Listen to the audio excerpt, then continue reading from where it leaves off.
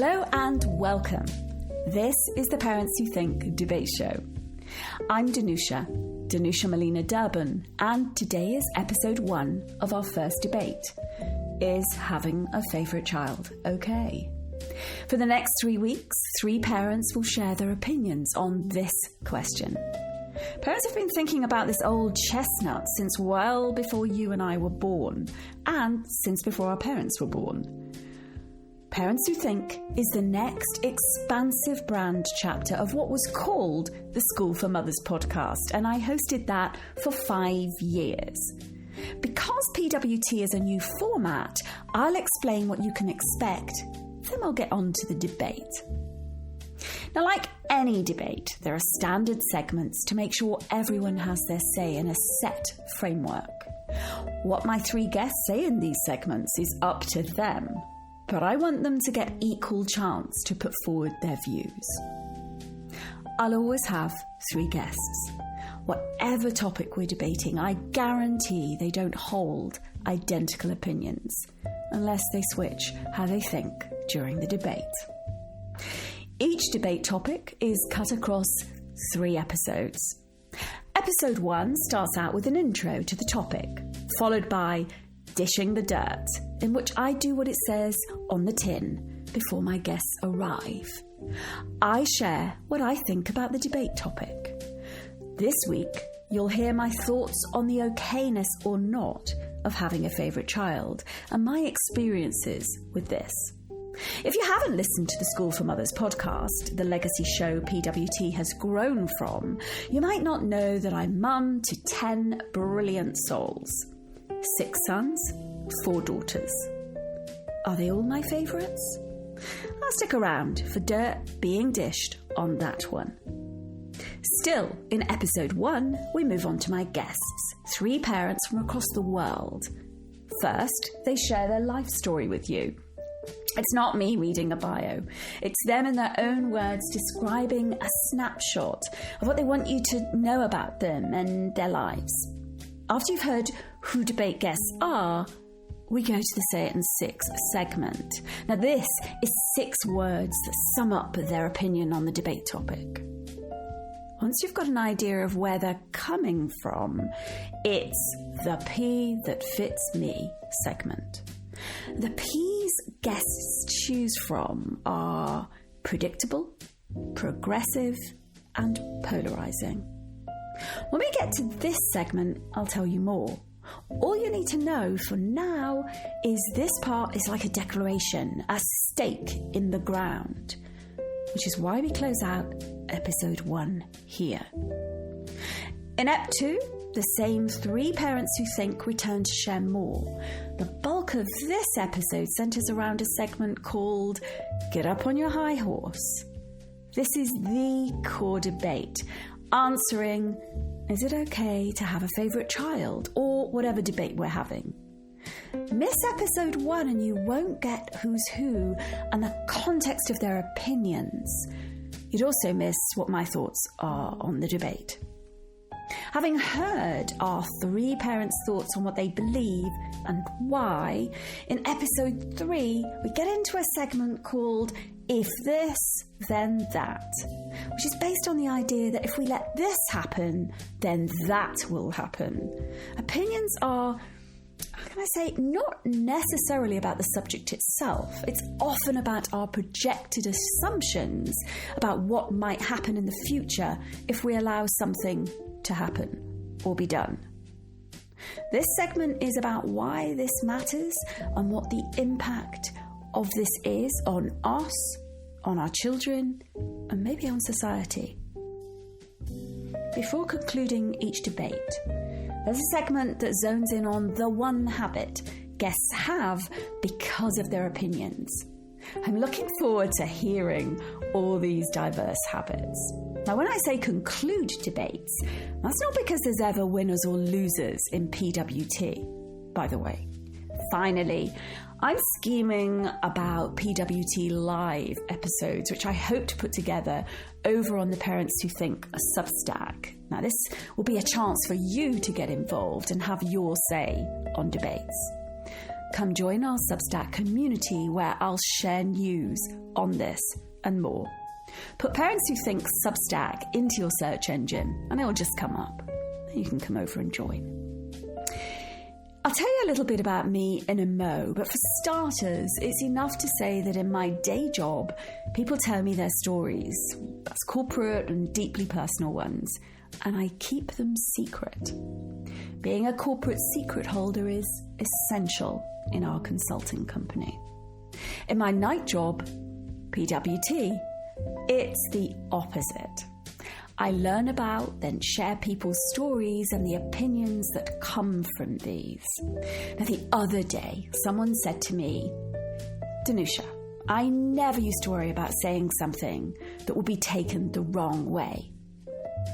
But now, people are so careful and self-conscious. We've got to a stage, generally, where thoughtful, nuanced ideas get shut down. Hosting PWT is a test for me as I showcase voices with opinions that rankle and probably even offend me. I'm not always going to be able to stay unhooked and untriggered when people share things I'm offended by. The upstart in me, for instance, can't be predicted, but it's there. I mean, I'm sure it is. The righteous, I'm right person lives in all of us somewhere and can leap out from hidden places we thought we'd sorted or didn't know lurks. It's our attachment to how we think things should be. Now, you're going to hear opinions similar to your own, perhaps.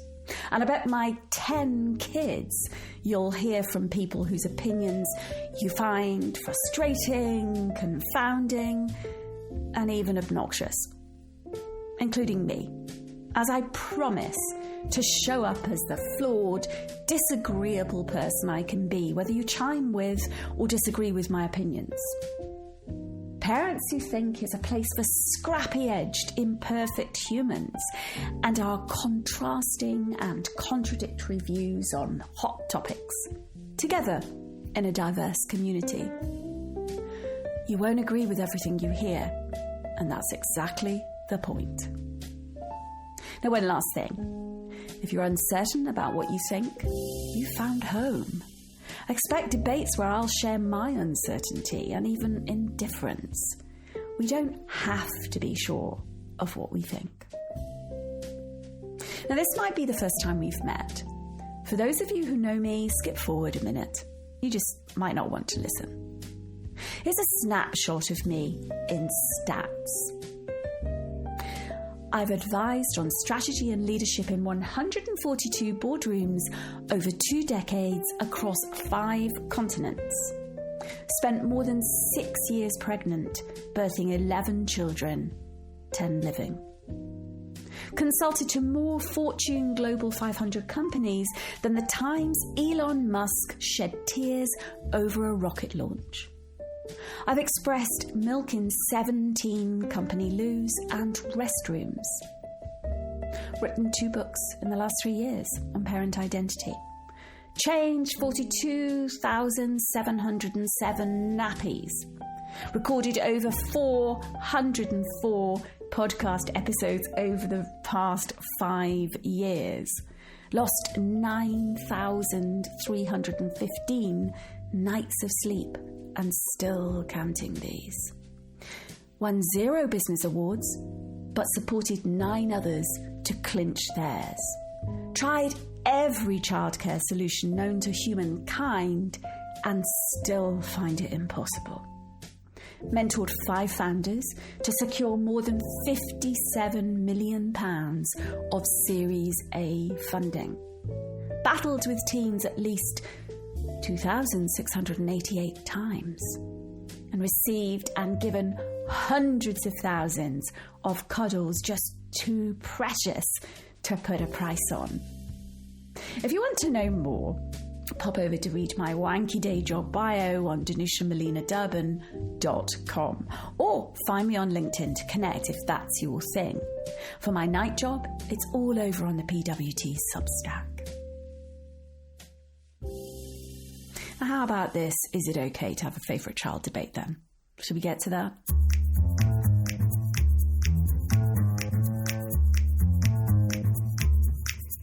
Now, depending on who you listen to, favouritism is either likened to a form of cancer that runs in too many families, or it's special treatment that's a blessing, helping ensure healthy kids and healthy families. The effects are perceived either as deep lasting and dire, or as something undeniable because pretending favouritism doesn't exist damages whole families. We'll hear if favourite implies parents like one child more than others and prioritise one more than these others. Then there's this. Do all parents secretly have favourite children and our kids know it whether we admit it or not? Or the idea that no parent should ever use the word favourite? Or is it that what matters is that all kids have their turn at being the favourite? That favouritism is fluid, where all kids have their fair share of the special treatment? Now, there's one occasion that especially brings to the surface the issue of fave kids: will writing and reading. Now, a will is a person's final say in who benefits from their assets after they've gone. In some cases, it's the final word from a parent to their child. When a parent dies and they leave an estate, how they divide that estate can often show in concrete ways how they feel about their children. One child is left the commode and a set of encyclopedias. The other child, the £2 million house. Difficult to not come to the conclusion one child is favoured over the other, right? The dirty little secret of parenthood, if it's that, gets confirmed. The point here is this: is it okay to have a favourite child? Okay as in right or wrong? What are the consequences of having a fave? Is it so bad to acknowledge to yourself that you have a special place in your heart for a specific child? That circumstances mean you shared something together, or you simply get along with them at a deeper, better level? That this child gives you, as a human, something another child doesn't? That you like the child more than others? Of course, this isn't the full and complete list. There's a difference between internally acknowledging and accepting having a favourite child and acting on this. How much is our behaviour affected by this knowledge? How does this impact our other children? It's all perception. We're not in control of what our children make of things and the conclusions they form because of their experiences with us as parents. Having said all this, let's move on to dishing the dirt, where I dish my dirt on the debate topic. Oh, this is such a tricky subject. I'll just get on with it. I mean, I was not the favourite child growing up. My adopted mum used to say that my parents had their name down to adopt a boy. They'd adopted one 3 years earlier and wanted a brother for him. They were in line for a particular boy baby and everything was ready for him.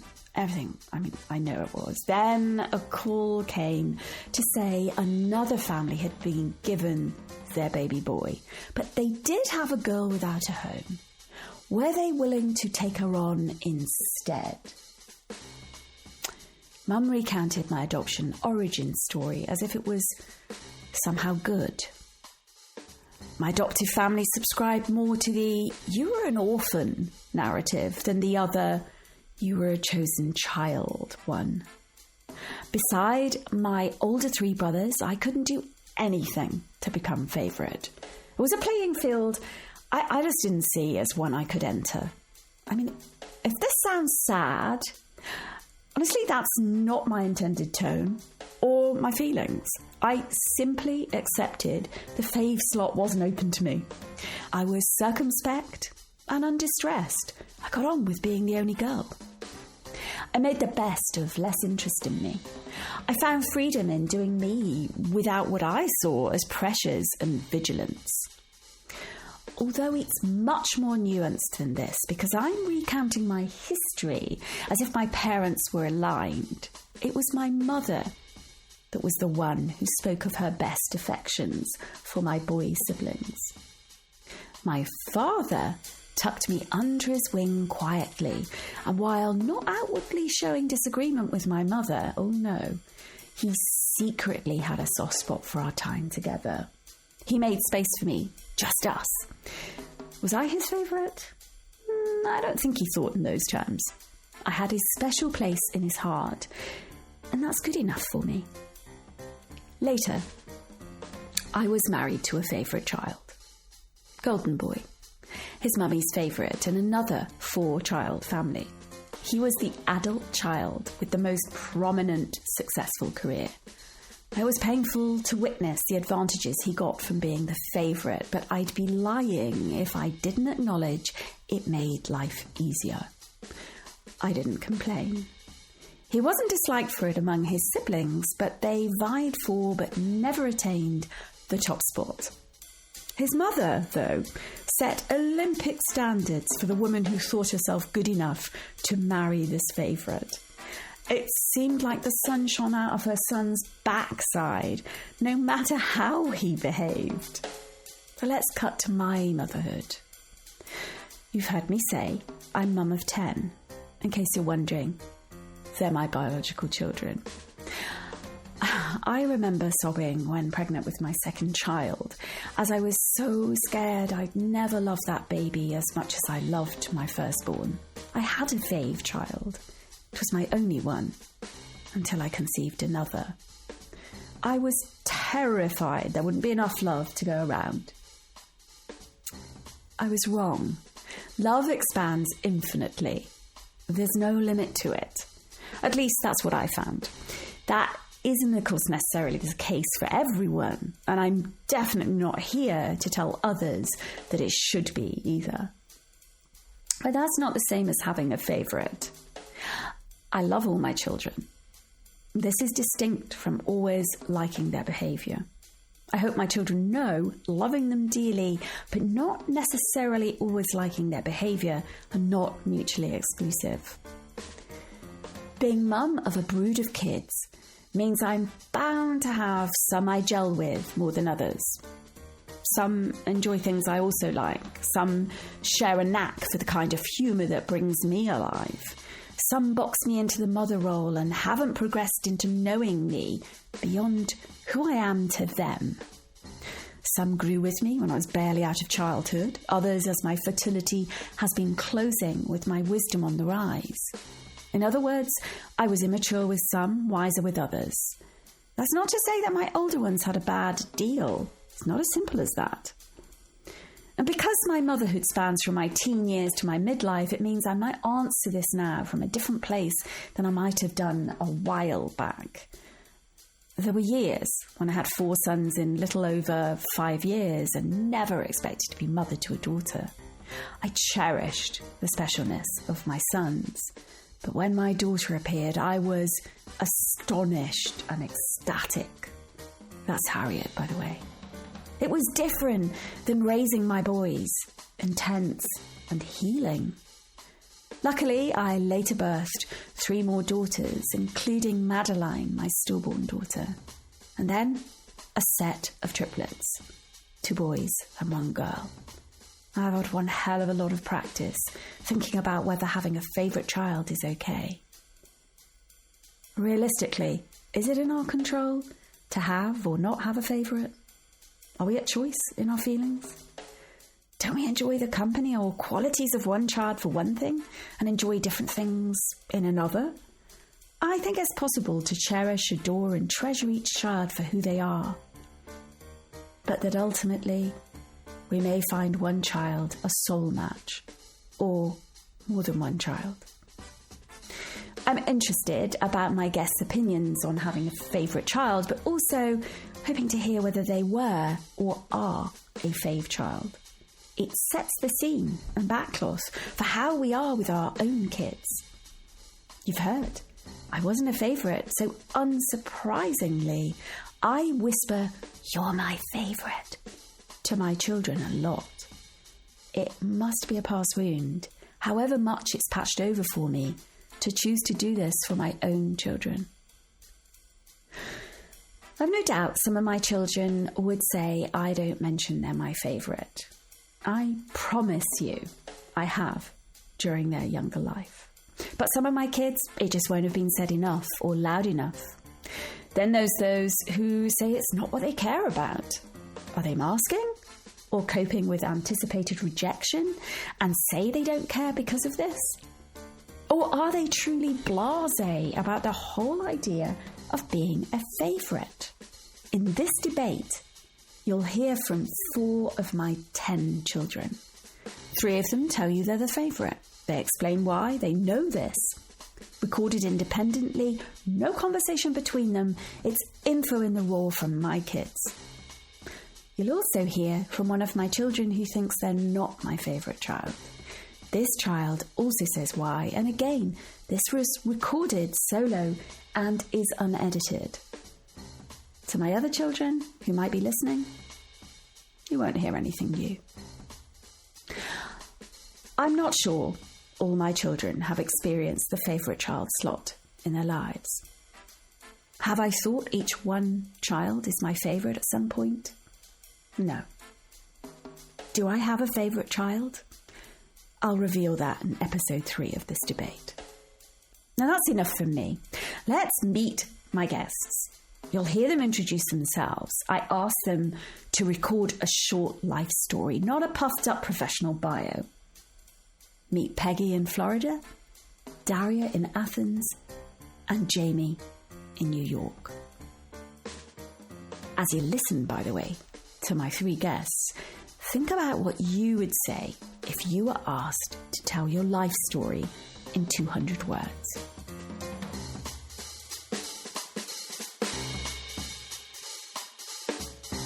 Hi, I'm Peggy Starnes. I'm 58 years old, divorced mother of 4 children. I have 2 boys, 2 girls, all pretty much grown, 36, 33, 30, 27 almost.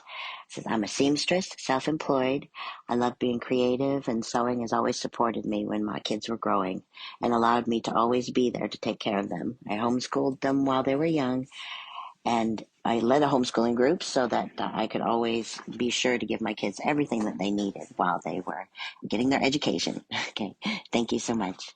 In the frosty backdrop of 1980 Siberia, within a family transition from science to entrepreneurship during the tumultuous perestroika, my story began. This unique upbringing shaped my path as a psychologist, an explorer of human psyche, and an entrepreneur. Educational pursuits took me from Cambridge to the University of Japan, blossoming into a career with a leading multinational in London and Geneva. Amidst corporate achievements, I found love with a charismatic Greek, leading to marriage and 3 incredible children. Our journey weaves through doctoral studies, authoring books, developing courses, and a kaleidoscope of cultures across 5 countries. Now settled in Greece, I'm dedicated to nurturing a world abundant in love and devoid of violence, a testament to a life both vibrant and purposefully lived. Hello, my name is Jamie Newton-Knight. I am a married mother of 4. I have 2 adult children and 2 young children, elementary school age. As a mom, I try to find different ways to find solace and peace. So I try to make sure that I incorporate some form of self-care for myself, which usually means I'm trying to find some quiet time in a corner so I can watch a movie or my favorite TV show. But as a family, we love traveling. And so that's a little bit about myself. I live in New York, and I don't do much other than spending time with my family and being a mom and wife and all the things. I'm looking forward to chatting with you, and thank you for this opportunity. Let's move straight on to Say It in 6. This is where my guests share the nub of their beliefs on the debate topic in 6 words. It sums their views up. You're going to find some of my guests have trouble with math. So what's your Say It in 6, Peggy? I don't think you can help having a favorite. I think it's something you just can't resist. Of course, you're going to have one that you're like, how did this happen? You're a miracle, Some straight talking from Peggy there. Here's me talking with Daria. I'm very excited we're having this conversation because I'm eager to hear your views on favourite children. And I know you have some strong views around this. So what's your argument in 6 words? Like, say it in 6 for us. Inevitable favoritism subtly influencing family dynamics. I think favoritism is inevitable in families. We are humans and we cannot not, have a favorite. Later we hear where Daria takes this, as it's not where I thought we might be going. Jamie comes in strong next. My Say It in 6 is children shouldn't feel there are favorites. My thought is just, parents should not make children feel that there are favorites. Even if the parent might have one, just don't make them feel that there's one. On the surface, it sounds like there's 2 for it's okay to have a favourite child and 1 against having a favourite child. Once we get into things, the whys and wherefores of this topic, you'll hear my guests are torn. Some are not as absolute as their Say It in 6 suggests. Of course, that's not everyone. You'll hear how being fixed about an opinion sounds, too.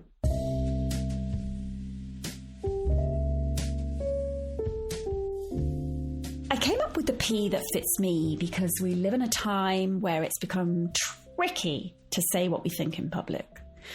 The widely accepted narrative is that we live in divided times. People are routinely described as polarised, while surveys compete to identify divisions of our time. Oh my God, there's so many of them, okay? But here's a few, whether that's metropolitan versus traditionalist, people versus democracy, or anywheres versus somewheres. My interview with Katie Hopkins consolidated my thinking on who we platform, cancel culture, and why this happens. If you've not listened to episode 170 in my Legacy School for Mothers podcast, save that for a time when you're on a drive someplace or when you can grab a cuppa and settle in. Who we give voice to matters. We need to hear the opinions of people we disagree with, and our children need to learn to coexist with and respect those with differing opinions from themselves. Do they? I grapple with this. I'm not alone. I know I'm not. Now, the P that fits me is where guests name whether they think their opinion is predictable, progressive, or polarising. This is their view of their opinion, rather than how they think other people will perceive them. Got it? Even that's sometimes tough to disentangle. You'll hear more of that in this first debate. Now, before we hear the P that fits today's guests, let's cover how those Ps are defined. It's really basic for here. We're not getting too scholarly about this. I share them with guests before we speak so they know. So, predictable, a commonly held opinion by lots of people. Progressive, a forward-thinking opinion that possibly expands predictable understandings. And polarising, an opinion that's more extreme in relation to predictable thoughts on the topic and probably goes beyond progressive ideas. These opinions might also elicit strong response. Bear these definitions in mind as you hear which P my guests choose. Here's what happened when I asked Peggy her P that fits me. Which P are you? Are you polarising, progressive, or predictable? What do you think your opinion is? Polarizing, I think. Oh, you put predictable. I did. Predictable. So in the pre-recording form, you thought your opinion was predictable. Now we're talking, you think it's polarizing. I think a lot of people would resist this line of thinking that you have a favorite. A lot of mothers would be deeply offended. I'm curious about the fact that you've gone from one extreme of saying that your opinion, in your view, is predictable, not what other people will think about it, but your view as predictable. And now I think what you've done is flip it of what other people will think of you. Yes, yeah. How others might perceive you. You've shifted it to polarizing. Yeah, I could see some people being offended, especially when it comes to the subject of motherhood. So many women will slide into this battlefield of, arguing and fussing about, it being more their ego than how they really feel. Or maybe some people hold close how they are really feeling and then publicly present a different face. So, well, it's easy to lie to yourself. I have in the past held on to some really crappy ideals as well. And it's easy to change your mind. It can be hard to put your finger on or identify the P that fits me. It's about disentangling what we think rather than what others would think about our opinion. I put it this way to Daria. In terms of predictable, progressive, or polarizing, where do you see your view? I put it as progressive because I think that looking at the family dynamics, my mother could just look at me with her eyes without saying anything. And that was a lot of the message that I received in terms of harshness. And, looking at it from the multifaceted perspective, I think it's quite new. Why isn't your view predictable? Why isn't my view predictable? Well, it could be predictable for some of the advanced people, but I think for the majority of people, they would not talk about maybe the family dynamics. They would be just simple, like, no, it's bad for the siblings, it's damaging for the whole family, it's toxic, and that's it. Maybe it adds a little bit of depth, but it's not too far from predictable for some who are very advanced. Mm-hmm. Yeah, got you. Yeah. So far, we seem to have Peggy who thinks her opinion is predictable, but also thinks other people will think it's polarizing. And we've got Daria who thinks her opinion is progressive. At this point, it still seems like they're both saying it's okay to have favourites. Which P is a fit for Jamie then? I feel like my P is predictable. And I think that it's predictable because I kind of feel like I probably have the opinion that most parents have. Like, oh, there's no favorites. It's like that the correct answer, right, is there are no favorites. So I think that my answer is predictable. I really adore that. Like, so you're saying it's predictable because it's the correct one. It's what most people would think. Okay, cool. Right. That's the answer that most people would say out loud. Ah. Well, there's a nice distinction, isn't it? Mm-hmm. Jamie brings a clear-cut opinion that it's not okay for children to feel there are favourites. But then she sideswiped me with this. Yes, I know people in my own friend circle who say, yes, I do have a favorite child. And I'm like, you're not supposed to say that. And they're like, well, I don't act on it. I don't let them see that. I was left wondering whether Jamie has a favourite or not. Or is it that she's just good at not showing who it is? Oh, at this point, I had no clue. So I'm curious about... Oh, there's so much I'm curious about, actually. I'm curious about blended families. Mm-hmm. You are a blended family, yeah? Yes. Yeah. So how does being a blended family and a favourite piece play out or not? How do you make sure that no one feels that they're the favourite? Because that's the way you're coming at this, isn't it? It's another layer of a layer. I'll just call it a layer. In the end, 2 guests say their opinions are predictable and 1 progressive. Join me in episode 2 to hear when these 3 parents get up on their high horse to explain why it is or it isn't okay to have a favourite child. I'll leave you with a clip from one of my own children. Here's Tom. My name's Tom and I'm 4th born. How sure am I that I'm the favourite child? Well, 100% sure. And why? It's a feeling. It's a look that I'm given. It's the love I feel. It's the crown that I carry. Thanks for listening to this episode of Parents Who Think. If you'd like to react in some way to something you've heard, I encourage you to join the Parents Who Think Substack community or on our YouTube page, funnily enough, called Parents Who Think. Thanks for being such a great supporter of the show, and tune in next time for more valuable conversation from PWT.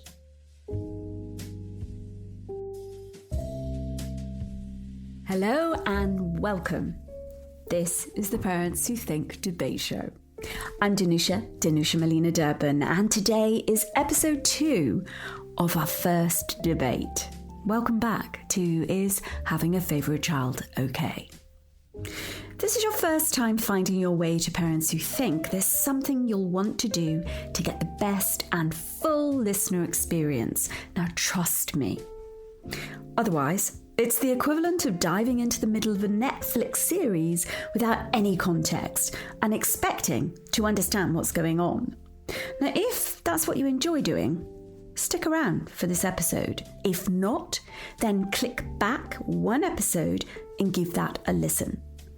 Then you'll know who's who and how debates on PWT work. You'll also hear my 3 guests tell you snapshots of their life stories, the nub of their opinion on this debate in 6 words, and whether they believe their opinions are predictable, progressive, or polarising ones. Oh, and I dish the dirt on where I'm coming from too. I found that bit excruciating, as I know my older kids will listen in, and it's just downright exposing talking about this stuff for me, and of course for debate guests. And that's why it needs to be done. Not to torture ourselves, but because knowing how other parents think is good. This is debate done different. Let's see how. First, a quick recap from Peggy, Daria and Jamie with a smidge of me. Then we'll move on to hear guests get into the core of the debate in the Get Up on Your High Horse segment. I think a lot of people would resist this line of thinking that you have a favorite. A lot of mothers would be deeply offended. Why isn't your view predictable?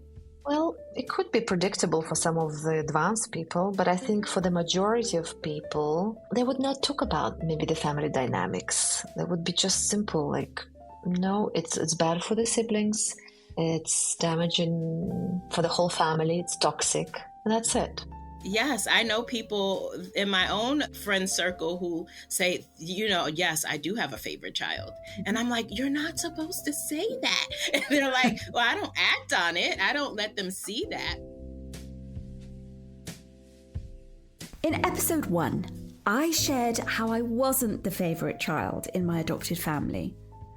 I'm not saying that because I formed an impression or some kind of perception. It's because I asked my mother the hard, some would say stupid question. Who's your favourite child, Mummy? I didn't anticipate her brutal answer. It's not you. Mum was as warm as a packet of frozen peas, especially about favourites. You've waited long enough. Here's the Get Up on Your High Horse segment.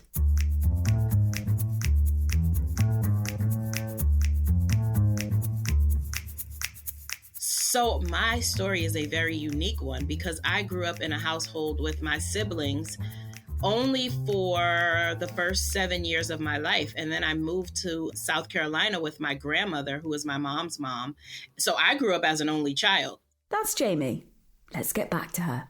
I mean, when most people think of their grandmother's attention, they usually think, oh my gosh, I go to my grandma's house for cookies and she gives me snacks and she sneaks me all the wonderful things that my mom and dad won't give me. For me, it was different. I was raised by my grandmother. So it was a bit more, she was very strict. However, there was no shortage of love in the household.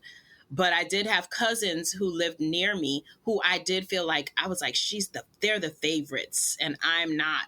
And I felt like it was because I lived there and had to be like, I didn't get the grandmother-grandchild relationship. I got her almost like a mom. Being the only child will make a difference, won't it? Have you ever reintegrated with your biological siblings? Yes. Once I turned 18, my siblings say I'm the favorite. Oh, fascinating. It's very interesting. It really is. They all are like, you get treated differently. And I'm like, how? Maybe it's because I didn't grow up with you all, and now it's like she's trying to make up for the time that we didn't get to spend. I don't know. I said, but I don't see what they see, but they say that I'm the favorite. I'm the youngest also, so there could be that too. And how does that play out then with you being the assigned favourite by your siblings? Sometimes it's some tension, and yeah, it's the point of conversation often at family gatherings. This sentence, it's like she's trying to make up for the time that we didn't get to spend, filled the air. I was favorite. Unfortunately, I was the first child, and my parents loved me so much that they aborted the second child who was supposed to be born a year after in favor of me because they could not afford a second child so early on. They were both doing their doctoral dissertation in Soviet Russia. They had no money. And imagine the burden, for me to carry for 10 years up until my sister was born, where I really asked them every time, I just want a sister. Can you please give me a sister? And they're like, we're really trying. But, I told them when I was 10, I think, or 9 or 10, I said, if you don't give me a sister, I'll have my own child. And it's like they were laughing at me. They made it happen. And I gave her a name. My sister is an amazing human, but she was very different character. I'm very flexible, and she's the opposite. She's very stubborn, but determined. She's been vegan for 15 years. I eat everything. Okay, I may try to be vegan, but it, I try not to be dogmatic. I like to be flexible. And at the same time, as a first, I was the first one to leave Russia. I was the first one to go to Cambridge. I was the first one to do all this, Korean multinational company. So as a set of leadership skills and first, I also have the same expectation for my first child. And he's not doing the same thing that what I did. And I wonder why. Because we're both alpha people, me and my partner. We come from in this alpha sort of families, and we're the best, and we're like, let's go for the stars. And he's like, no, I'm not interested in this. And here comes a dilemma, right? So knowing everything that I know as a psychologist, I've tried so many different ways of thinking. How do I deal with that? And how do I balance that my experience as a child and my experience as a parent? Yeah, that's quite the dilemma for you, isn't it? And there he is upending it for you. It's obvious. In your voice, it sounds like, well, it's obvious that he would be, like this, except he's not. Peggy, I was just going to ask you about your growing up. Were you the favourite or not? No. Actually, I was one of 7 kids, and I was the second. So there was my older brother and then my youngest sister. The 2 youngest were twins. So, they were amazing, and everybody adored the twins. So that was a mutual thing. My older brother was the favorite. And of course, I resented him ever so greatly for it. I still love him, though. And does he know he's the favorite? Yes. So this was common knowledge, commonly accepted. Yeah, but of course the baby twins, I know they're not babies now, but the little twins had a special place. I loved them. I was 8 years older than them, so they were my babies. They were my living babies. So I got to cart them about, and yes. As I listened to these 3 parents, I struggled to stay fixed on who was a favourite and who thinks that having favourites is okay. It might be me, but here's a recap anyhow. Jamie was and is a favourite, as far as her siblings say, but she doesn't want her kids to feel there's any favourites. We'll come on to the blip she faces in a mo. Daria was also favourite and is surprised her eldest, in the same birth position she was, doesn't have an alpha drive.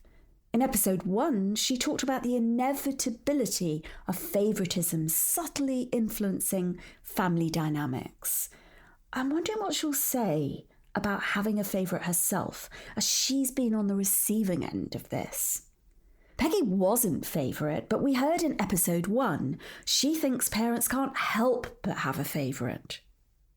Let's return to Jamie and her blended family. Right at the end of Ep 1, I asked her how she and her husband make sure that no one child feels that they're the favourite. Because I'm the mother of all of the children, it still is the same standpoint that I had with my older children. However, from my husband's perspective, he does it in a different way where he like spends time with them together, but also separately. So it's like, no, this child is not my favorite. This child just needs something else. He's the person that wants to be there to help with what they need versus like the way that I was doing it was playing on their strengths. Mm-hmm. So he focuses more on like, okay, this child needs this. I'm going to be there for them for that. This child needs that. I'm going to focus on that. So we kind of are night and day, but it plays off very, very well. Just out of curiosity again, what's his history with favourites and his family? I mean, I know you can't speak for him, but he would say his sister is the favorite. She's the youngest as well.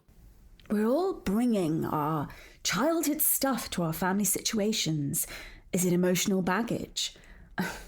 Well, what happened to us as kids makes a difference to what we create as parents. That's obvious, right? But it's becoming clearer than I ever imagined the more we talk.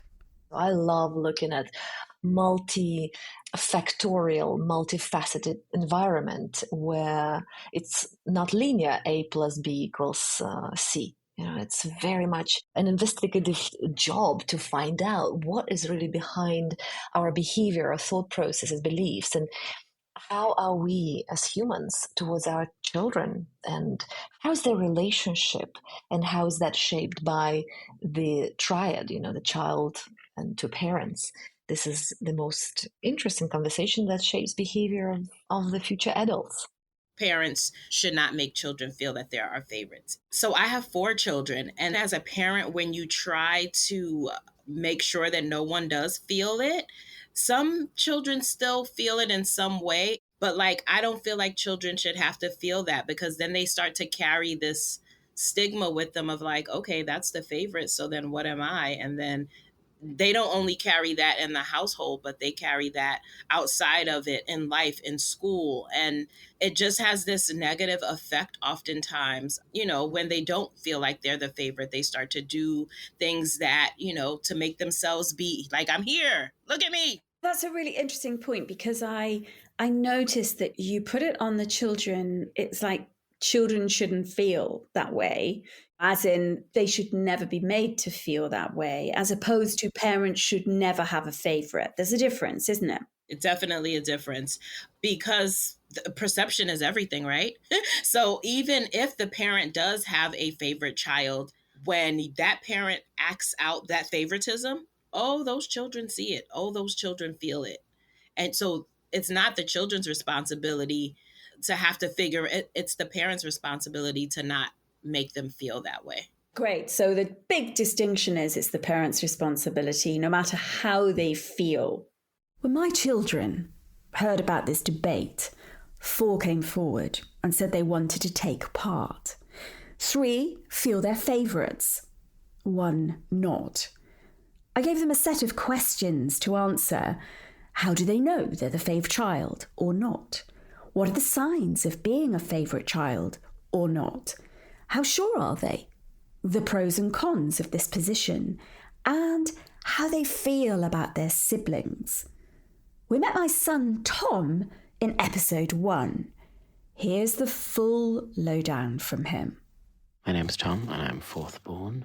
How do I know I'm the favourite child? Well, it's just a feeling, something you're born with. Much like the royal bloodline. It was something I was born into, not something I asked for, something I'm glad I have, of course. How sure am I that I'm the favourite child? Well, 100% sure. And why? Like I said, it's a feeling.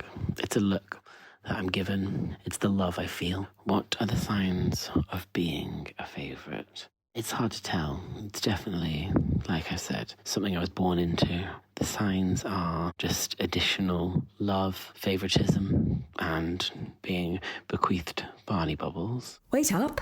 You'll need to know who Barney Bubbles is. Well, my brother Robin, who was an adult when I was growing up, went to France with his work, and he brought me back this tiny plastic figure I would have been maybe 7 at the time. I got some of my mum's wool and wound it around him as clothes, and I called him Barney Bubbles. Over the years, I haven't let my kids play with him or unwind the wool, although someone who will remain nameless told me they took the wool off once. I was asked who I was going to leave Barney to when I die. Our kid's fun. And I truthfully can't remember what I said, but he's become synonymous with whoever gets left with Barney is my favourite child. Now, Tom's run with the story, and I can't tell you if I ever said he'd get him. Now, he would say I did. Here he is again. What the side of not being the favourite? I don't think that anyone has missed out on love or they are treated much differently, but certainly it's an awareness that they have that they're not the favourite. What are the pros and cons of being the favourite child? Well, it comes with a lot of responsibility. There's Barney Bubbles, which is both a pro and a con. Well, I'm going to have to look after him, ensure his life continues and he's looked after. Any other pros? Well, it's the sensation, it's the feeling, it's the crown that I carry, which is also a con, a burden. The jealousy from my siblings can be a con. They will tell you that they are the favourite, but that's just jealousy speaking. How do I feel about my non-favourite siblings? I love them all. They're wonderful. And every one of our 10 is special, and our matriarch is the most special. I have nothing but love for them all, and they have nothing but love for me, and that's because I'm the favourite. I'm going to have to think carefully about Barney Bubbles and his future. Do you have a favourite, Peggy? Yes. Of course, not something I say out loud, but yes, I do. You do? Mm-hmm. Yes. Every time I hear her talk, I think, oh, how did you even happen? I just, I think she's a miracle. And all of my other children are miracles as well. It's just in a completely different way, in a different manner. And my child isn't the same person that she was when she was younger. And I love the woman that she's turned into. What I hear you saying is that there's a miracle above miracles. Yes. Yes, there is. So they're all miracles, but then there might be this kind of, oh. Yes, there is. I think it's natural. It's, it's organic. It's not something you could resist. You just love. It would be impossible to love each one in the same way because they're not the same person. Why is it impossible? Well, because we respond in different ways to each one. I mean, you get a different, depending on the circumstance, you have a different an emotion or something that's struck or a different feeling. Or I think it's just sometimes you're just more magnetized in one direction.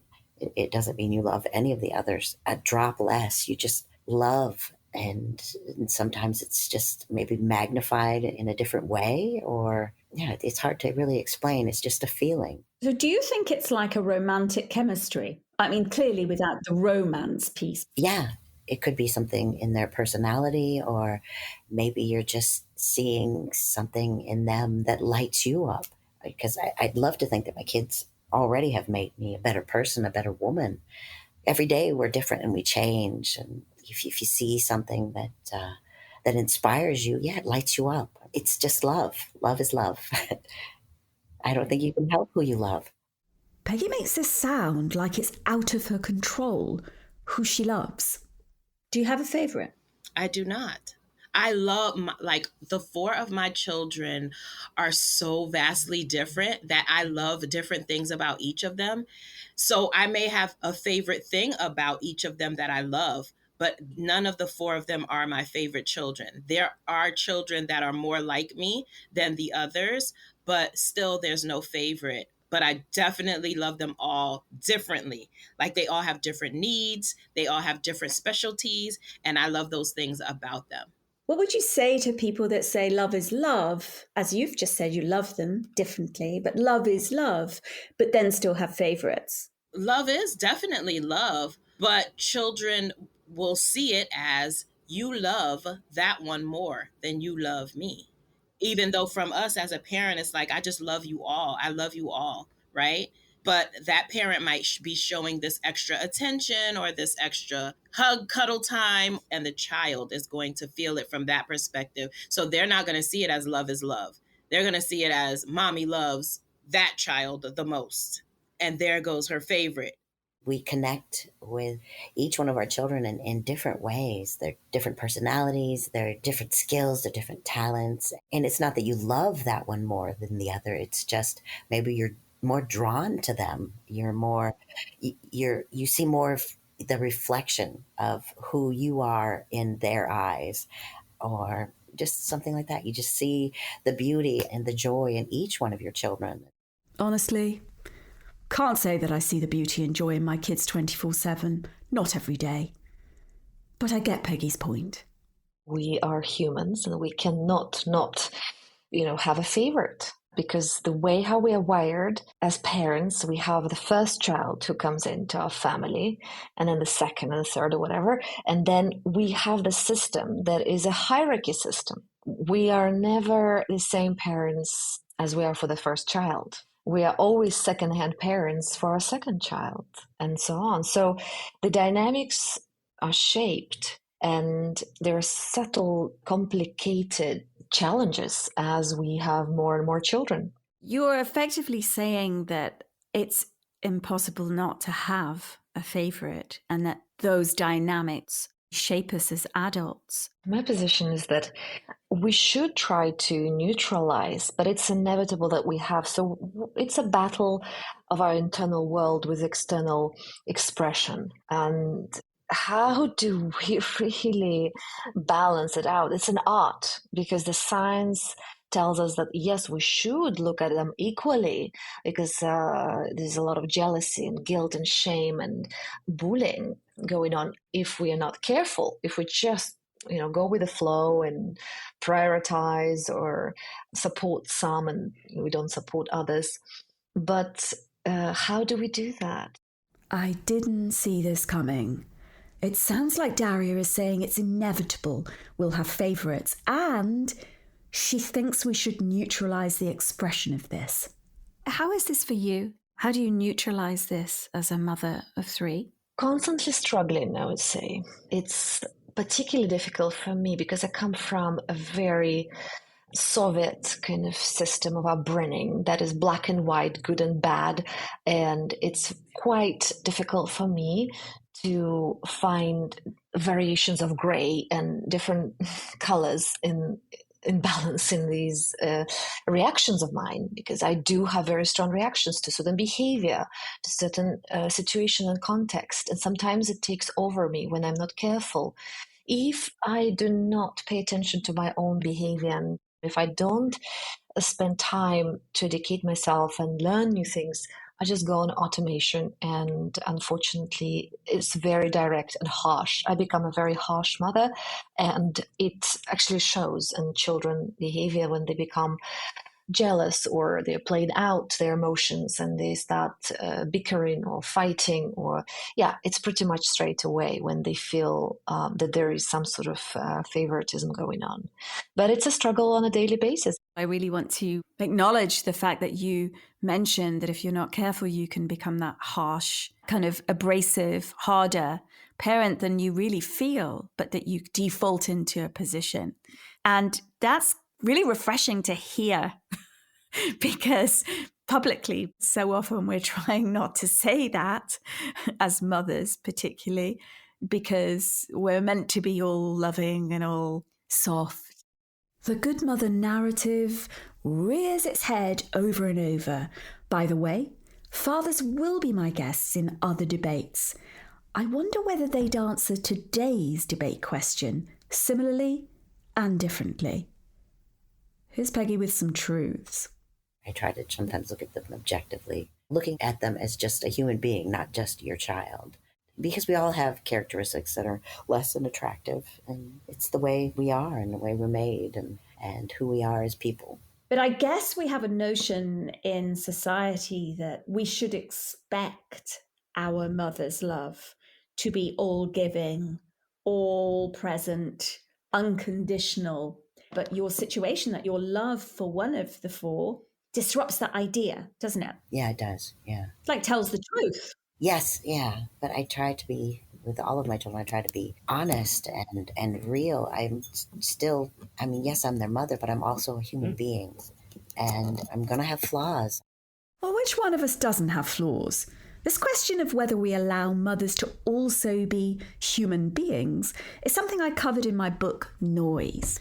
It's 2024. Why are we somehow surprised that mothers have needs too? It's time I asked Daria the golden question. Do you have a favourite?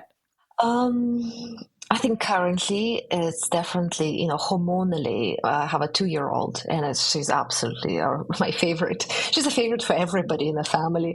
But I wonder when they start becoming similar sort of age group, how that would pan out. But for now, that's her and everybody knows. It's just...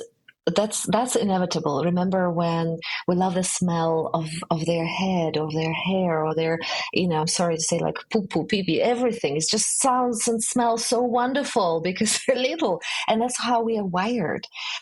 But at some point, and I have that with my 10-year-old, for example, I still enjoy the smell, of the hair, and I like to cuddle. And at some point where the puberty hits and when their teenagehood and adolescence starts appearing, we also have hormonal distance, especially mothers and boys, where that smell becomes repulsive, almost like so poignant and so strong that I can't stand it anymore. And it's very visceral for me. It's so physical. I have a teenager and I constantly remind him to go and wash himself or to do something about it, right? And it's just biologically how we're wired. So that's one thing, chemical, biological part. But of course, psychologically, there are certain traits that I feel very attracted by and supporting. And these connect to my childhood and how I was awarded. And I was the first. So I love the traits that show perseverance, hardworking, leadership, expression of emotions. And when I see those traits in my children, I think they become my favorite. And whoever expresses that, by the way, just, it's a carte blanche. But I do have a favorite based on that, yes. And whoever is not playing by my rules, they become outcast. And I try my best to love them hard, but it's a struggle. Do you think they know that? Absolutely. Yeah, because they know you well. Yeah. I try to hide it, but they feel it. Of course, everybody knows. We have such strong intuitive center, right? Our guts, which we call like a second brain. Now we know from science that our micro expressions from the Dr. Paul Ekman's research on facial expressions, we have micro muscle movements that we cannot hide. And we read these nuances with our body unconsciously, subconsciously, and they get stored as messages and they influence the behavior. Our guts, if we listen to them, tell us everything. We disconnect from this second brain. But if these micro expressions can't be hidden, where does that leave us? Harriet, my daughter, is here to tell you why she's favourite.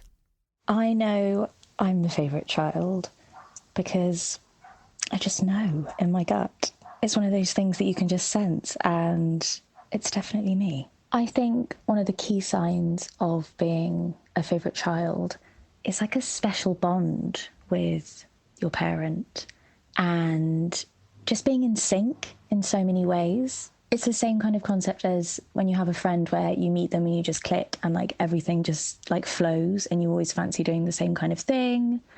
I feel like a favourite child and parent bond is similar to that. It just works and flows.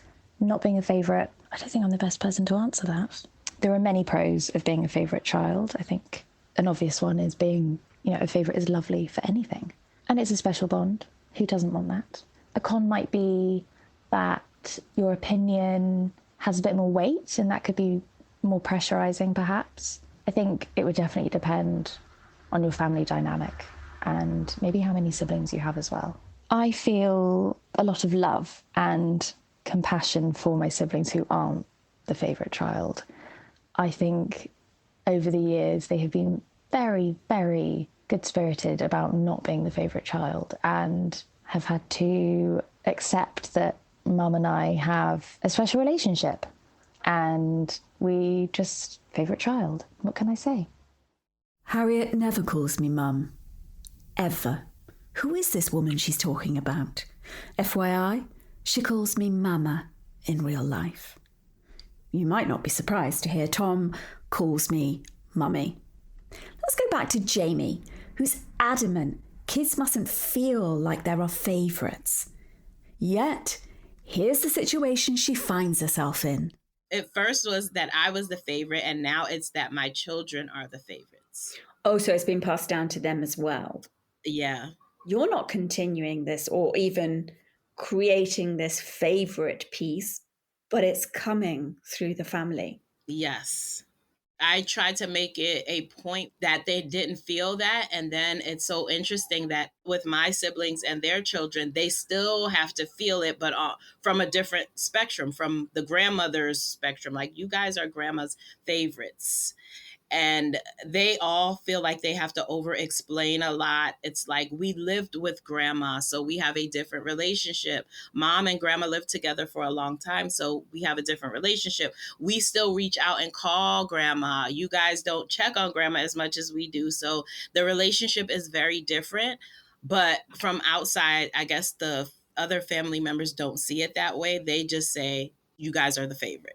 Seems like having favourites seeps into families one way or another. Before this conversation, I was just driving my sons to music school, each of them separately, and I asked them about favoritism. And my oldest one said, well, actually, it's not too bad to have favoritism because you learn early on how to survive, how to have challenges, and not to expect everybody to love you equally to others, because the life is different. You know, you go to the big world and you need to be equipped. And I was like, wow, that's interesting. And then the younger one said, he almost cried, and he was in such an emotional state. He's like, you are the mother. You are a mother, he told me. How can you even say that you could favor one child over the other? Of course it should be equal. Of course. Imagine if I favor you or favor dad over you. He was like, I never favor anybody. Everybody is loved by me equally in this family. So we have a difference in opinion. I mean, we had a debate, and I said, hold on a second. What about Athena? You love her more. You told me she's your favorite. And he said, but yes, Mama, but she's so little, because I cannot really express my real feelings towards her. It's not fair. Of course. So you see, there was a very interesting kind of diversion, and we haven't finished that conversation. So maybe after our convo, I'll go and continue our debate with Nikolai. Yeah, I think that's fascinating. And of course, our children have such different perspectives on the principle of having favourites, as well as the actual experience within the family. Speaking of this, here's Isadora, my daughter. Hi, I'm Isadora and I'm number 6. And I know that I'm not the favourite child, firstly because my other siblings are so confident that they are. I feel like I can't really argue with them. I simply just don't feel as confident as they do. And it's possibly down to some middle child syndrome. I feel like being a middle child of 10 children is quite a rare circumstance and might have heightened this experience for me. I feel like the pros of not being the favourite child is less pressure to perform like the favourite child. But of course, I guess the con is feeling slightly less visible than my other siblings. But I love my fave siblings and they probably are the favourites. Actually, heartbreaking to hear. In episode 3, you'll hear me talk about favourites. For the moment, that's all I can say. It's actually been something that was brought up in an argument with another one of my kids. And it was something that I used to pride myself on, that I loved my kids fiercely. I would give up my life and in a heartbeat, throw myself down in front of the bus or whatever it needs to be to save them and protect them and to lift them up. And I still feel that way. I would do anything for any of them, but it's been pointed out that I prefer this one child. And in that, I actually kind of realized that, yeah, I guess I do. It's just, we had a lot of shared experiences. When I was, I think around 42, I left my husband, whom I had been married to for 28 years. And this child was the one that came with me. And this one was the one that wanted to be free with me. And she witnessed my journey into being an independent person and still being their mother and the mother to the other children. And so my child, she even sees that she is, and she knows that even though at the time when they left with me, they still were doing the teenager, crappy stuff to me at the time. I hate you. And the day I turn 18, I'm going to move out. And I was like, yeah. I'll have your boxes ready. It's fine. And when it came to it, they didn't move out till they were 22. So meh. Yes. How is the relationship between the ones that you prefer, this one child? What's their sibling relationship like? That's the thing that saddens me a little. They're not as close. And I think it's because of, me separating from the father and them staying behind. So they've slid into a little bit of that victim mentality, that I wasn't there and that I left. So even though I was still there, I just wasn't in the house. And I wasn't staying at home cooking brownies and doing the normal, what they consider motherly things. So I ran off and became a wild child, a gypsy person. And I think they resent that on some level. But I know they love each other. They're not sitting around braiding each other's hair. But the one that went with you is therefore your closest. Well, she's your miracle. Yes, my miracle, yes. But they're all beautiful. Even when I look at their baby books and different things, and I talk about, the moments, each one of them when they were first born and had their first cry, and that feeling still just grabs me, and I treasure each of those moments, and even the crying and the staying up and worrying when they were sick, and there was just thousands and thousands of beautiful, incredible moments where, I saw the beauty of them, and I don't regret a moment of it. I love them and I treasure them and I adore them. And I think they're each amazing people in their own right. So many people are trying to not have a favorite. Yes. They're trying to provide equity across to their children. Yeah. In a perfect world, maybe we could be more even in our emotions, but I don't think it's something that you can resist. I think it just happens. I wanted to hear whether Jamie's kids breeze along without a care for favourites among them. Do your children talk about favourites apart from the kind of link to the grandmother amongst themselves? When they were younger, they did. They would see certain things happening and they would say, oh, this one is the favorite. And then they would say, oh, he's your favorite. So my oldest daughter would say my son was the favorite. And then my son would say my oldest daughter was the favorite. She was the child who was the quiet kid who wanted to sit down somewhere and read. And he was the more rambunctious child who's like jumping off of the bed and but they both saw very differently. And it was interesting to me to hear them say that. So I sat down with them in that time and said, explain to me why you feel like one or the other is the favorite. And they both explained to me why they felt that the other child was the favorite. And I explained to them that neither of them was my favorite. I do not have a favorite child, but I love this thing about this child and I love this thing about that child. And then they were like, oh, okay, so it's not a favorites thing. It's just that he likes to make people laugh, so you laugh a lot with him because he's funny. And, you like to take walks with me because this is the thing that I like to do. And I said, yes, very, very, very clear. How do you feel about parents that deny having a favorite? What would you say to them?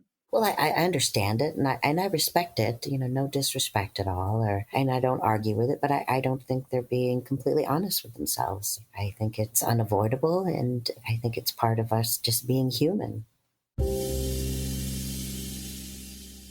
Huge thanks to Daria, Jamie and Peggy for getting up on their high horses in this episode.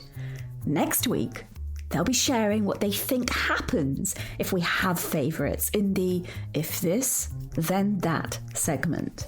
They'll also share the one habit they have in their life because of their opinions. Oh, and I'll also dish more dirt on favourites. In other words, I'll answer, do I have a favourite? Now I leave you with Serafina, my daughter, on why she says she's favourite. I'm Serafina and I'm number 9 of 10 children. I'm a favourite child because, well, I really think I'm the favourite child. My whole life would be a lie if I wasn't, and I just think I'm an amazing person in general, to be honest with you. And I'll be very hurt if I'm not the favourite child, but I know I am, so I'm 100% sure I'm the favourite child. Why? Is because I'm just amazing at everything, and I'm the most likeable person you will ever meet. Hard to say what other signs of being a favourite child is. I just know I'm the favourite child. I don't see any downside of being the favourite child, to be honest with you. My last question to Serafina was, how do you feel about your non-fave siblings? I love them, I really do love them dearly, but if they were the favourite child, I'd be devastated. Honestly, I really would be devastated, but I know they're not, so it's fine.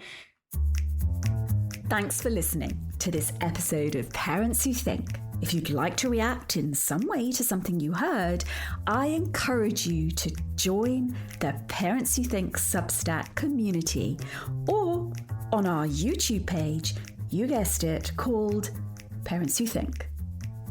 Thanks for being such a great supporter of the show, and remember to tune in for the next instalment of this debate. Take care.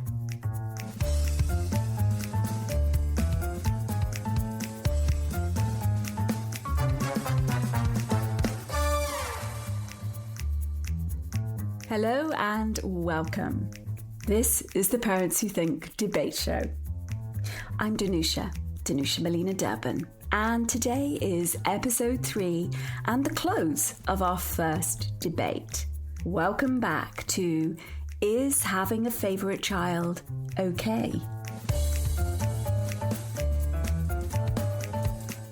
A quick preamble. If this is your first time finding your way to Parents Who Think, there's something you'll want to do to get the best and full listener experience. Trust me.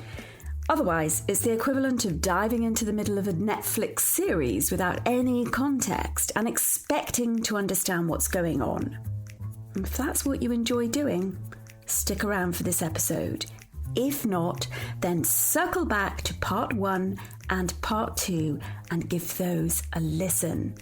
Then you'll know who's who and how debates on PWT work. You'll also hear my 3 guests tell you snapshots of their life stories, the nub of their opinion on this debate in 6 words, and whether they believe their opinions are predictable, progressive, or polarising. Plus, I dish the dirt on where I'm coming from too. I found that especially excruciating as 4 of my 10 children recorded why they think they're either favourites or not. And then there's the fact that my other kids will listen in. Most important, we get into the meat of the debate, and my debate guests don't hold back. They're brave, vulnerable, and deeply honest. It's exposing stuff, talking about favourites for them and me. And that's why it needs to be done. Not to torture ourselves, but because knowing how other parents think is good. This is debate done different. Let's see how. Here's a quick recap from Peggy, Daria, and Jamie, my guests, from last episode. Then we'll move on to hear guests get into the If This, Then That segment, and about the one habit they have because of their opinions. I close this debate by spilling the tea on Do I Have a Favourite?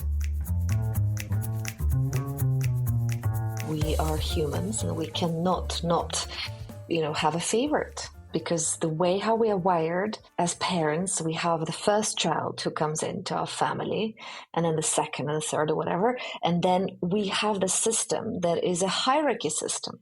Parents should not make children feel that they're our favorites. Some children still feel it in some way, but I don't feel like children should have to feel that, because then they start to carry this stigma with them of okay, that's the favorite, so then what am I? It would be impossible to love each one in the same way because they're not the same person. Why is it impossible? Well, because we respond in different ways to each one. I mean, you get an emotion or something that's struck, or a different feeling, or I think it's just sometimes you're just more magnetized in one direction. In episode 1 and 2, we heard how Jamie doesn't believe that children should ever feel like there are favourites. Peggy readily admits to having one favourite because she says it's a pull that can't be resisted. Daria says having a favourite is inevitable, but that ideally we'd neutralise this situation. Seriously, that's such a broad synopsis that doesn't cover the tender nuances that each of my guests shared on this. But it'll have to do. The next segment is a crucial one. We sometimes forget to say or reveal or perhaps admit to ourselves. I call it if this, then that, because in any strong belief we hold, we have a picture or idea of what the consequences are of allowing something to be or happen. Oh, well, for instance, if we let our 4-year-old child stay up till very late into the evening, they might not be able to get up in the morning. The this is staying up into the late evening, and the that is not being able to get up. Or if we don't put our child in seatbelts in a car, then they may be thrown around should we be unfortunate enough to have a crash. The this is putting them in seatbelts, with the that being hurt in a crash. The essence of this segment is about the consequences of our actions, beliefs, or decisions. I ask my guests if this, then that, about having a favourite child. Let's move on to if this, then that. Okay. If this, then that. So, for instance, if we let children swear, then they'll become foul-mouthed adults, yeah? Mm-hmm. Yes. It's that idea of, if you have a favourite, then what is the that that's happening? That they would maybe feel inferior to the other person, which I don't think is necessary either. It's not that they're less because you're drawn to this one. I think they're just as much an amazing person, and it's just they all have their own different personality. They all have their special talents and skills and gifts. It doesn't make them bad because they're not the one you lean towards. But what about not being number one? Yeah, because then they feel like they're not. They didn't make it. Yeah, they didn't make the cut, but they're still beautiful and amazing. I think that's even something that we all struggle with, feeling inferior to other people, to feeling like I'm not enough, or and I never want them to feel that way. But I think that's even something that's kind of caught up in our human nature. I think like some of the lessons we teach our children about jealousy, I think are a little incorrect. I think we should be teaching them to see jealousy as a good thing. That it shows you something that you want. I think that was something that someone taught us in the past, that it just shows us something that we want. And what it is, they're craving your attention. And I gladly give my attention to any of them.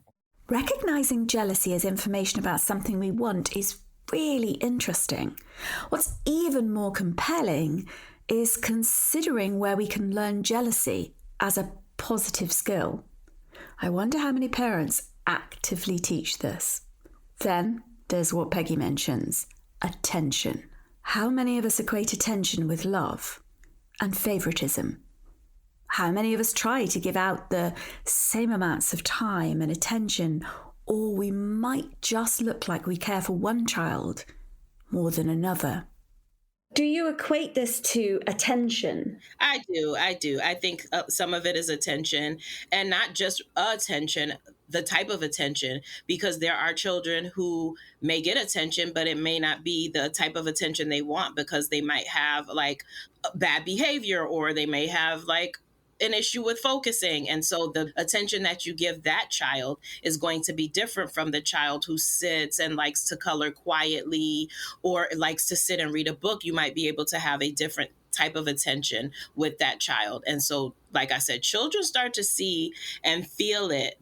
I want to delve a bit into easier children, because you just alluded to it about the quiet child colouring in the corner. I just like, it's hard not to find them compelling sometimes. You know, I feel that anyway, obviously. And those of us with children with special needs, who may be disabled, who literally require more attention. And, you know, that causes, just because it has to, it causes an imbalance in the amount of time and energy that can be spent on children equally. It's usually what parents consider the easier child for some parents. And then for some parents, it's the child that they have to spend more time with. Yeah. I'm mother and carer of special needs children. I know about the intense and unrelenting attention it takes to navigate the truths of neurodiversity in an awkward, neurotypical world. Giving differing levels of attention in my family has nothing to do with love or favourites. It's about complex needs. But that's me, and your realities will not be mine.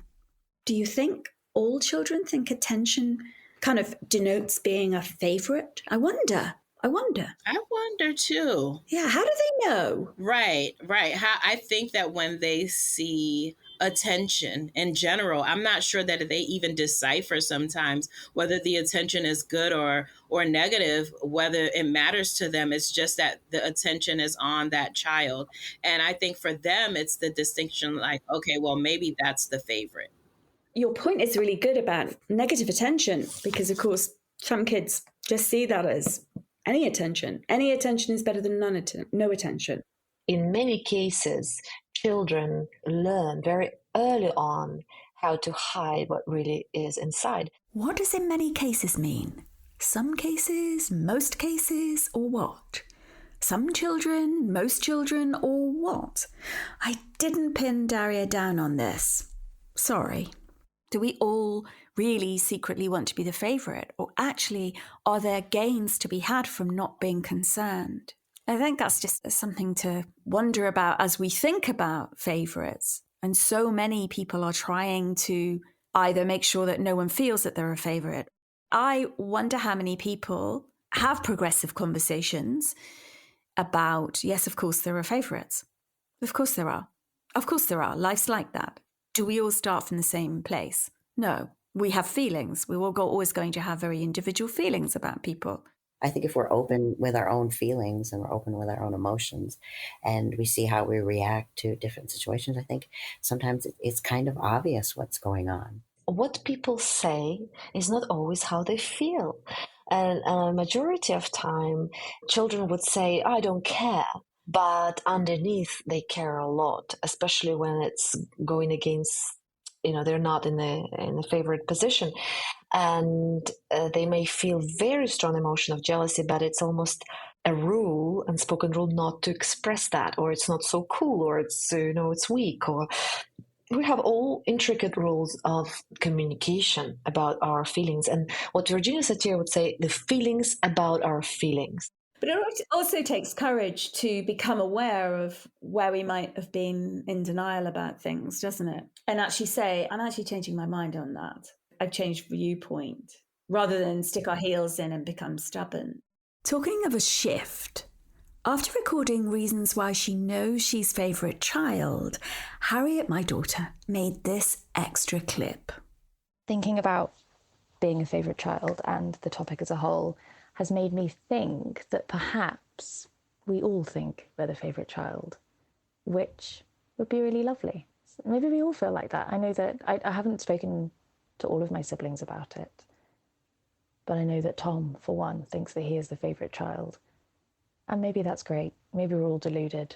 and we all have our own gorgeous special bond. And that might be exactly the right thing. Isn't this a beautiful catch? Gentle and loving.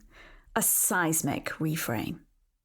So let's go to if this then that, because I want to know if you did have a favourite, what is the that would happen?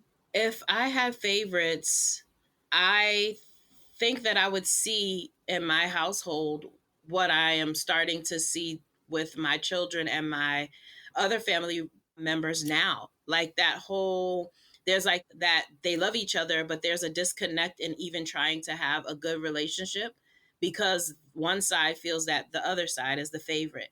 So if I had favorites in my household, then I feel like my children would be disconnected from each other. I don't know that they would have such a close connection. The older two are literally like best friends, and the younger two are definitely not, but they are because they're so close in age, but they're growing to it. You know, they start to play together a lot more than they were playing together before. But I do believe that there would be a lot of dissension between them if I visibly had favorites. How would that leave your children, individually and collectively? Individually, they may stay to themselves and like not, for instance, may not come home for holidays, may not want to be around the family for like, you know, Christmas or Thanksgiving. Collectively, you may just see them start to pull away from each other. So in a household where they live in the same household, for instance, one might constantly stay away from the other, or there might constantly be arguments, dissension, some type of like, you know, things that may not have normally been an argument become an argument simply because one feels like the other is a favorite. So it might not even be a big deal. Like, oh, who ate the last bit of cereal? You're always eating the last of the cereal and you never get in trouble because you're the favorite, right? It's not a big thing, but it becomes a big thing because they start to feel that favoritism. Yeah, being treated differently, the impact of their behavior is seen differently. Yes. Some kids start to close off and stay to themselves because they feel like that child can say whatever they want to say and they never get in trouble because they're the favorites. But the moment I say how I feel, then I'm going to get in trouble. And so I'm just not going to say anything. I don't want a household that way. I don't want a household where a child feels like they're alone and they can't speak what they feel to me. And so definitely that's my this and that. You just gave me another layer to think about, because this favoritism in like a league board, sort of like it's a scaling system, like at school in a way. It's like who's number one, it's a hierarchy in terms of our value system, because it's not necessarily success in terms of, academic success, or maybe it's internal quality that we value so much. And because of that, we put that person, that child in our league higher up. But that's, again, is a very similar system to how the education system has been for 200 years, like Industrial Revolution, very much. It's all about ranking. Yes, exactly. And we are products of these educational systems. That's why I chose for my children to go to Waldorf Steiner school, just to escape that, windmill and rat race of competitiveness and I'm good, you're bad kind of thing, right? And I am still part of that system. I grew up in traditional educational curriculum system, so I only know so much, but I'm trying to loosen up the system following me with my children. Let them have the baton and maybe they will do something different. You know, whether a teacher thinks you're a favorite or shows you favoritism. So they'll be vying for a position at school. Sometimes what I've heard from some people about this favorite piece is that even if the parents didn't show that they were a favorite, some people have a grandparent or someone in their life, like a teacher, who did treat them as a favorite, and that has boosted their confidence. What I asked Jamie next is adjacent to if this, then that, but it's more the flip side. In other words, it's the opposite of what's the consequences of favourites. Given she doesn't want any of her children to feel there are favourites, I ask this. So what's the state that you want your children to feel? I think the state that I would want them to feel is security or safety. Just like that feeling of like, I'm okay, I'm good. There's nothing that I can do or say that will change mom's view of me. That I'm always going to be one of her favorites, right? Because I always call them my four loves. That they will always remain no matter what. So I want them to just feel that security, that no matter what they're doing, their position with mom is secure. One of her favourites? Did you catch that, or am I the only confused one? Okay. She calls them all her four loves. Right. Got it. Is there nothing that they could do, Jamie? Nothing? I don't think so. Like the older two have done some things. You know, of course, as a parent, you want them to like stay on a certain path and do things a certain way. And when that goes against the grain of what you want for their lives, it makes you like, oh my goodness, I wish that they would have done this thing, or I wish that they would have stayed on this path. But it doesn't change like their position in your heart. They don't then become your least favorite because of, you know, the thing that they did. So it's just kind of like we're still learning. I think it's hard for us as parents to say sometimes that like, I'm still figuring this thing out. I don't got it all together, you know? So I really just love the fact that you said that. And I don't believe any person on this planet has a total job done on this one. Because it's impossible, it's inevitable. We have this favor, so we can only move a little bit towards the state of better, how we can be less judgmental, less favoring some parts of us. That's it. But it is inevitable that we will. So much so that it creates huge problems. Tell me more about that. Well, I mean, the mental health issues mostly come from families of origin, where the problem in family dynamics is, I mean, we've seen so many cases of schizophrenia, of bipolar, of autism, of when it's developed, right? We have different mental health, depression, anxiety, even, tics and bulimia, also as a consequence of some strong malfunction and dysfunction in the family of origin that happens in most cases through generations, where people don't work on themselves and they just pass on the same patterns of problems to the future, children. So what I'm saying is that it's not just a little problem, it's a big problem. This is a debate about favourites, so I didn't pick up Daria's thread about the conditions she mentioned existing because of strong malfunction or dysfunction in families of origin.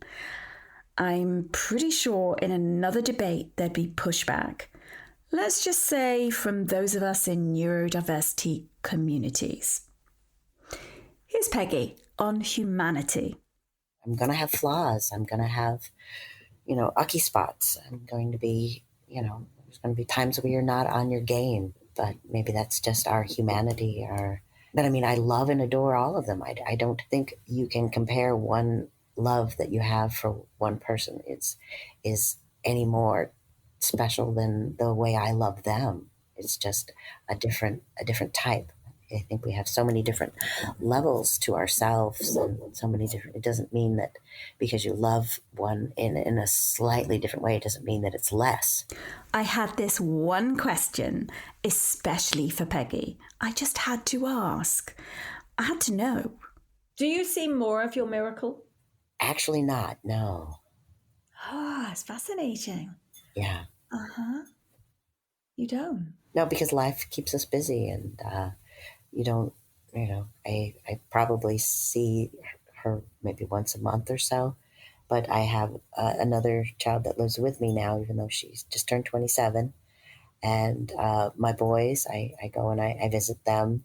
So yeah, it doesn't necessarily work out that we're together every day, we're in contact every day. I mean, she's sending me texts and letting me know what's going on and if they need anything. And I probably equally talk to the others as much. So, except for the oldest. And my oldest is severely autistic, so communication's not his thing. So. Yeah. Yep, got it. It was time to ask Darius straight. Well, as straight as I get. So if you do have an inevitable favouritism, then what comes from that? Well, acceptance is the first step, right? So we cannot change anything unless we accept the fact that it exists. And inevitably favoring somebody, we basically favoring some parts of us that we like, and we disown those parts that we don't like inside ourselves.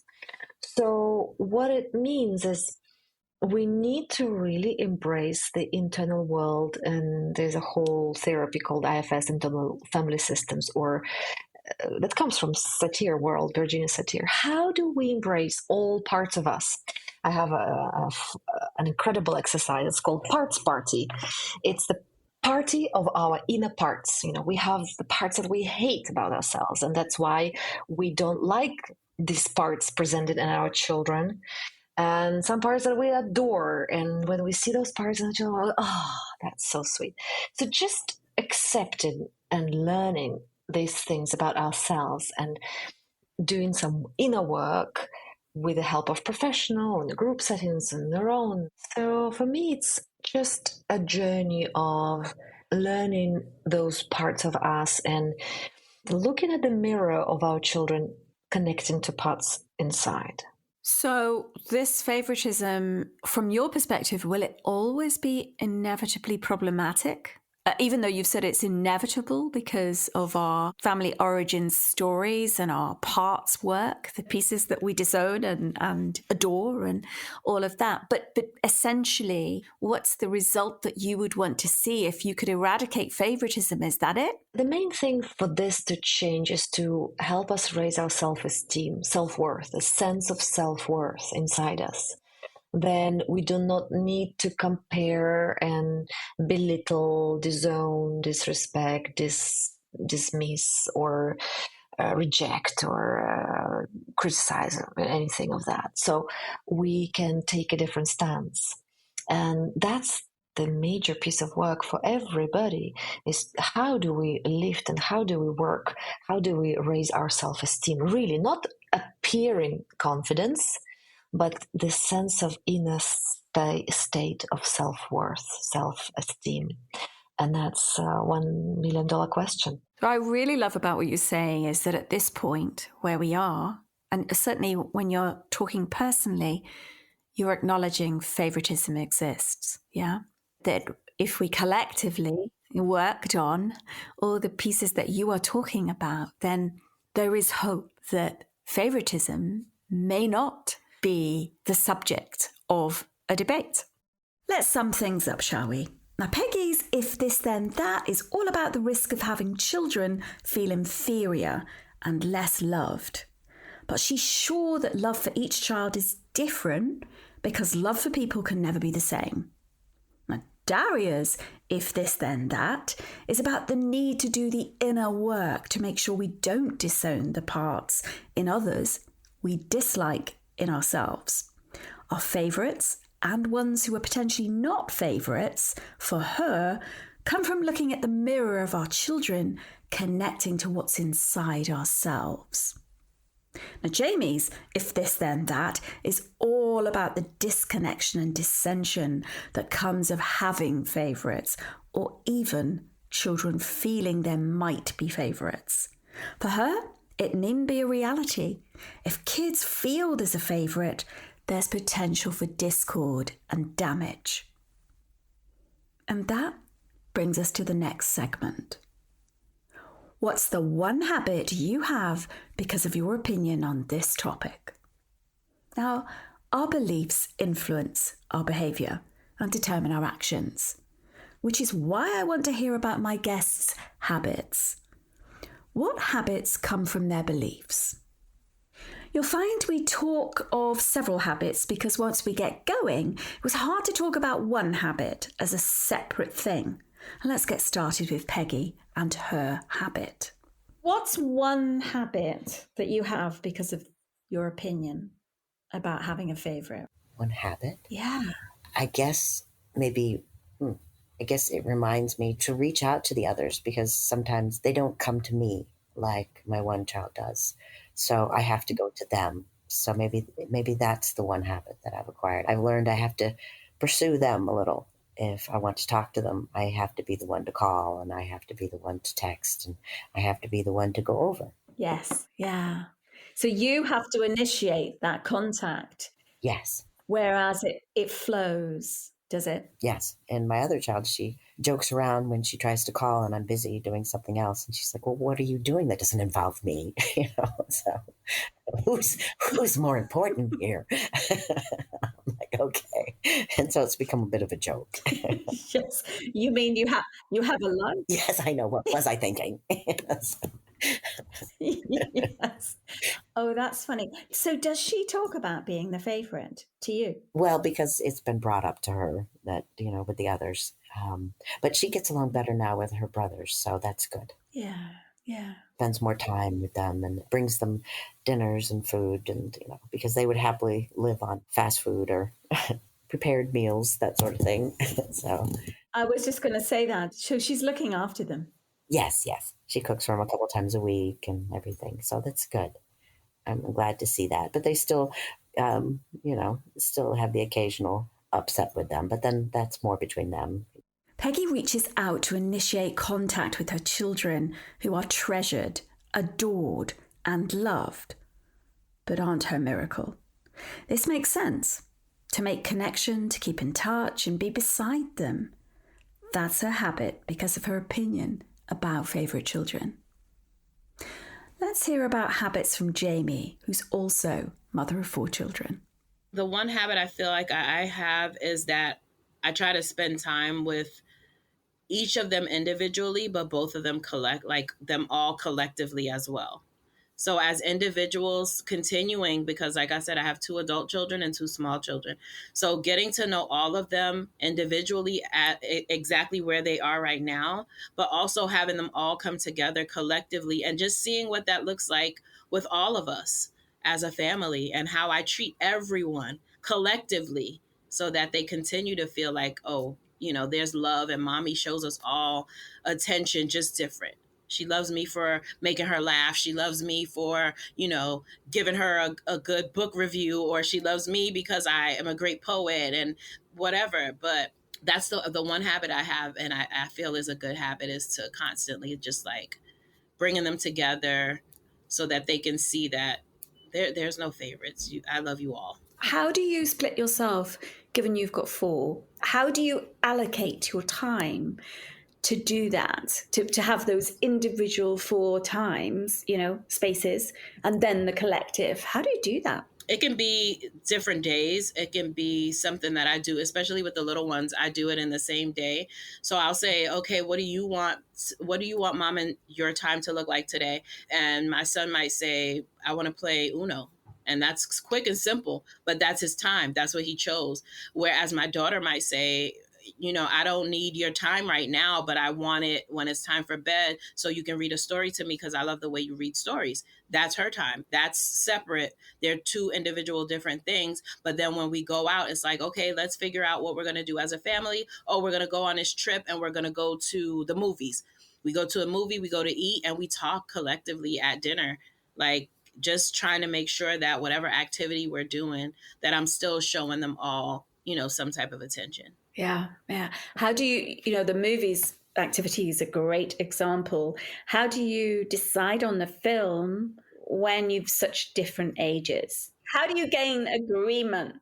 I find, because I have triplets, my youngest are triplets, and even amongst the triplets, they're like, oh, no, I hate that kind of film. No, I like this one. Oh, my gosh. We go round in circles. Mm-hmm. Forget the others, which I have more, obviously, but I just, even amongst that little batch. Right. So even like with the boys and girls are very different, because my son will say, I don't want to go to a sing-song musical ever. Like, don't take me to a sing-song musical. I'm like, what's a sing-song? He's like, Frozen and, all the ones that sing all day. I don't want to go to those. And my daughter is like, I love those and I don't want to go to like action or scary movies, which clearly is fair, right? And so we kind of look at things that we all collectively would like to see.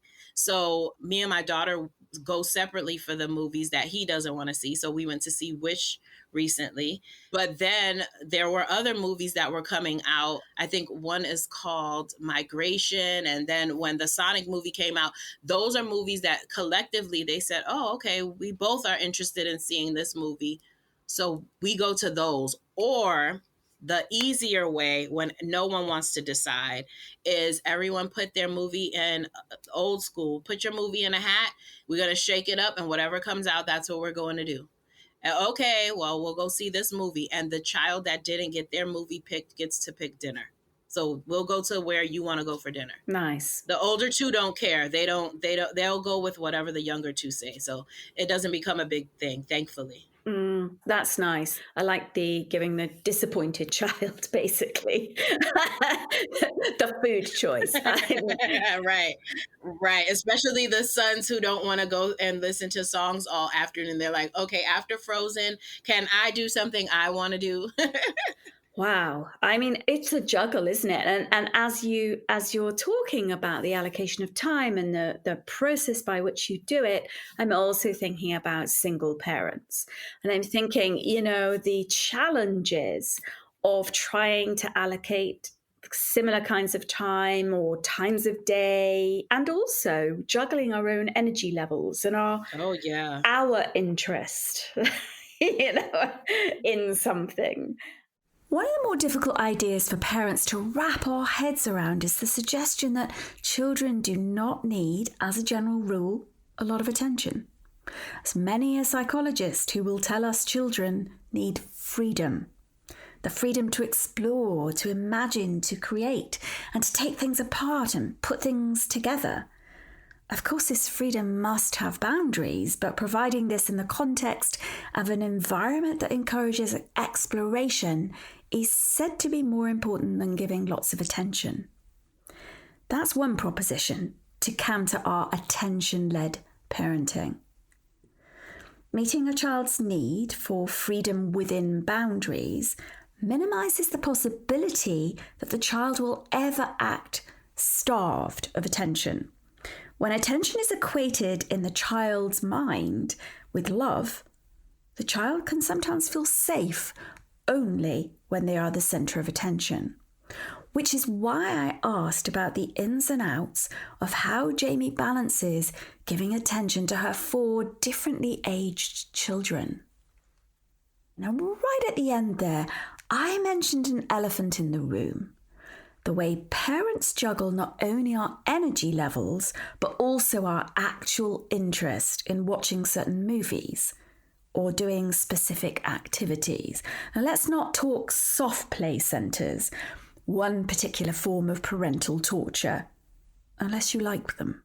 And I've been learning how, not to hide, but how to also transform my position instead of a little bit like a spectrum, sort of become a bit more welcoming, a bit more meditative, a bit more mindful, a bit more aware, a bit more zen about it.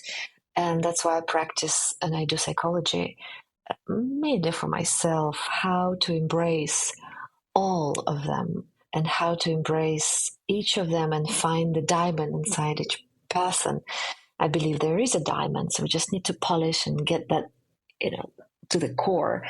But if I'm stressed and angry, hungry, I see the outside. I don't see the diamond. So I need to get to my state of calm and peace for me to connect with the diamond. And that is the self rather than just the behavior. So your relationship with yourself is critical in terms of that steadying, as you say, that calm, zen, ideally, but it shifts when you're not. And therefore your response to the children, whether you can access and even perceive their diamond, will change and I guess oscillate, won't it?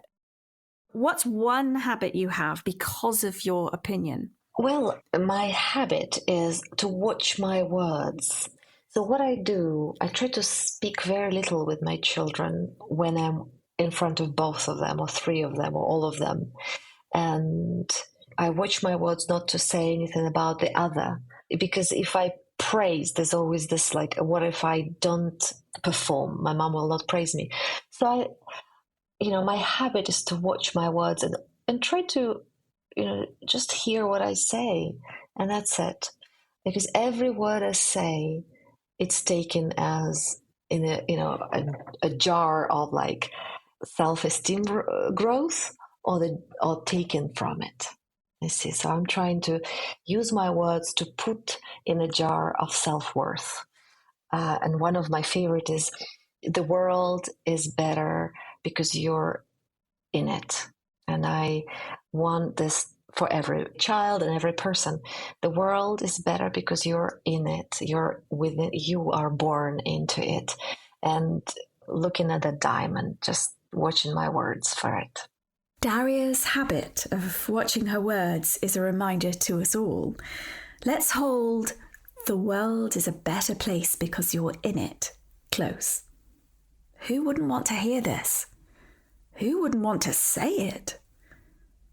I wonder what my own childhood might have been like if I'd known this. How about you? In episode 1, I dished the dirt on my relationship to favourites. I promised I'd circle back and say more here in episode 3, in the Last Words segment. Here we are. There's this quote by prolific author Tim Lott that helps me. It goes like this. I didn't much care about hanging out my dirty washing because I believed that opening up our private worlds was a way to establish a greater intimacy between all of us. When I stopped chewing over which debate should be the first one on Parents Who Think, I felt settled that I'd chosen something less incendiary than other ones coming up. I liked this topic because it didn't feel like too much to handle in a podcast where I'm learning skills beyond ones I've handled already. I thought, what a great idea this one was. Not hard at all. I couldn't have been more delusional. Was I in cloud 9 when I dreamt this up? But I was so close to the trees I couldn't see the wood. How did I miss that we're talking about favourites, the chosen ones, specialness, worth? Somebody hit me over the head with a big box of Lego bricks. I've woken up worrying over this topic more times than I've had McDonald's in the past 3 months. My triplets are worryingly fond of Golden Arches nuggets and fries. I've been trying to figure things out, like how to say how I actually feel about the truth of my own feelings, alongside the delicate truth of my children's feelings. How do I express the loving, nurturing mother part of me while simultaneously wanting to truth everything to the ground? Not for the sake of it, but because truth needs air. I'm haunted by being true to myself, and the purest in me wants that badly. But I know bells can't be unrung. I'm a parent who has been rethinking choices I made in my earlier parenting that I'd not choose again. Self-forgiveness is needed for that. It matters that my rethinking about my earlier, obvious then parenting choices have been painful and exhilarating, eventually. But here today, I get the chance to thoughtfully, lovingly, and truthfully say what I think about favourites. Telling stories that aren't solely our own, or even mostly this, are torturous to handle. This debate reminded me of this question. Is having a favourite something we feel inside but don't express, or is it an expression of a set of behaviours that show our favouritism? You heard some of my children share how they see themselves as my favourite. A look, time shared, a knowing. Is it a depth of knowing one another, an intimacy, a feeling of being met in different ways? I really don't know. It's fraught. I find this topic and experience of talking about it the biggest joy and darkest depth. I've sobbed more hours over this favourite thing than anyone in my entire life guesses. I was advised by a PR friend to fudge answering this. She suggested I say the words, "Only kidding! Of course I'm not going to tell you if I've a favourite child." I dislike that immensely as it's a setup. Why ask others to talk on this topic but avoid it myself? That's not me. My mother instilled the word backbone in me. Ask me what I've asked others. Go on. Do it. No, really. Danusia, do you have a favourite? I've had different favourites. Some lasted years. Remember, I've children who are self-sufficient through to primary school-aged ones. I felt emotionally closer to some children, while with other children, I needed to work at intentionally creating what John Gottman would call bids of connection. Our connection wasn't as natural and flowing, so I put connecting with them down on my to-do list. It would say this: make effort to go out with or talk with X. My kids never saw those lists. I had to schedule this in, whereas with favourites, it flowed. They sought my company. We enjoyed one another organically. I've learned that, like any love affair, things ebb and flow. In case you're white with horror, I'm aware we don't have romantic love affairs with our kids. Except they are love affairs. In love, there are quiet moments where we're in stillness with one another. Holding moments where we might pick fluff off a jumper, and intense crescendos that we need to rest back gasping from. These can be from hardships we've shared that lesser favourites don't realise are even happening. Or they've been from laughter. This can't go on forever. It has to stop one day. Favourite children for me involves loss. I'm no longer someone that some once were favourite children call when they've news they're thrilled about, or even call much. I'm not a person they want to share time with or experiences with. For them, I think, my presence in their life is that I'm more in their past, or to do obligatory year events with, laced with duty. Some would say that's normal, healthy. I don't care for other people's take on how I ought to feel. They're not inside my heart. I find it devastating to have once been a favourite mother, a favourite, but to feel now relegated by some. Does it affect how I feel? I'd love to say no. It's not my experience. The myth a mother doesn't possess ordinary emotions like everyone she's trying to nurture and support is a pernicious one. Yes, it affects how I feel about favourite children. Of course it does. How's a human who was once held as important but now shifted to a different place meant to feel? Is this really about favourite children? Is it about the children or child who made us their favourite too? Is it only a one-way thing? Because I find it impossible to believe that children who don't show liking of their parent will be chosen as the favourite by that parent. Why would a parent choose to favourite a child who isn't interested in them? Or doesn't seem to get them or like them? Is it instead about reciprocity? My previous favourites seem to like me. If they change this view, no longer giving time to one another or being thoughtful, they slip. But I want to tell you that I no longer see favourites as important. I did. My favourites killed that in me. What I will say is this. There's one child I reversed my sterilisation with. I endured hours of fallopian tube microsurgery to reinstate my ability to have a child. This child was the focus of the most intentional efforts and dreamed about life. This child is so loved. There is another child of mine I long for. And another different one I understand to the marrow. And yet another different child I hope holds my hand as I die. And another one no one knows I chat so much with. I'm privileged to be getting to know another of my children deeper than ever before.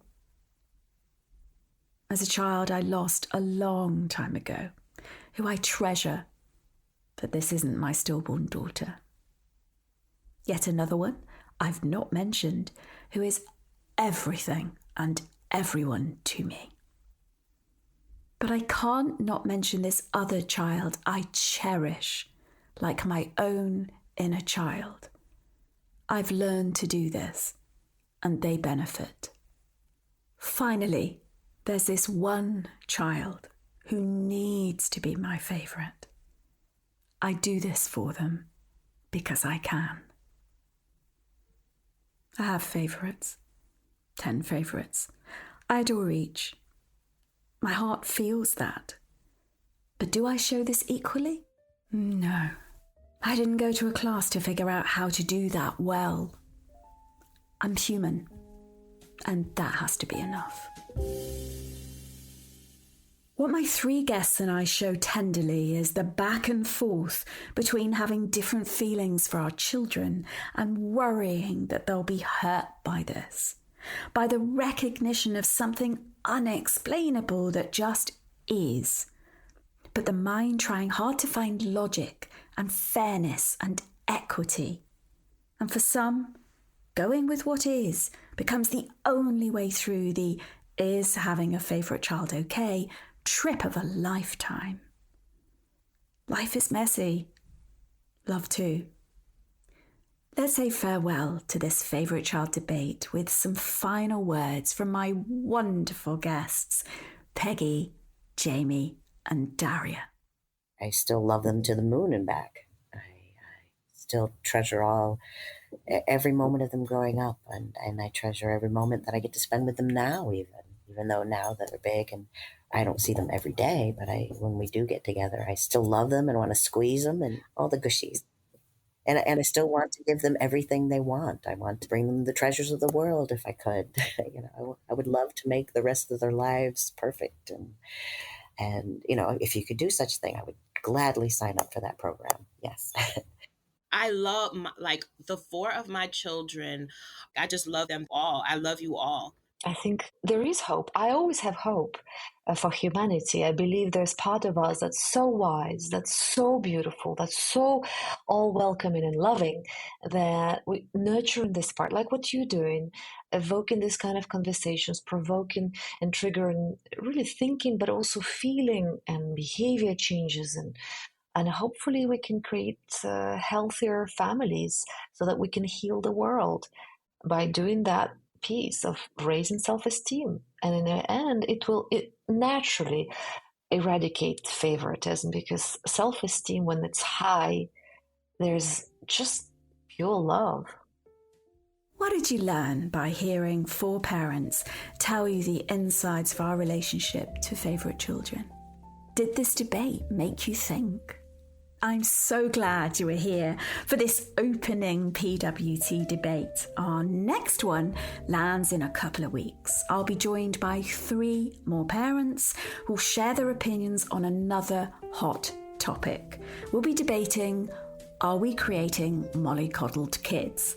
I hope you'll join us for that.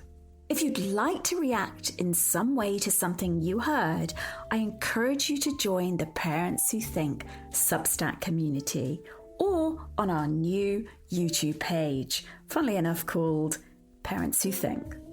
Thanks for being such a great supporter of the show, and tune in next time for more valuable conversation from PWT.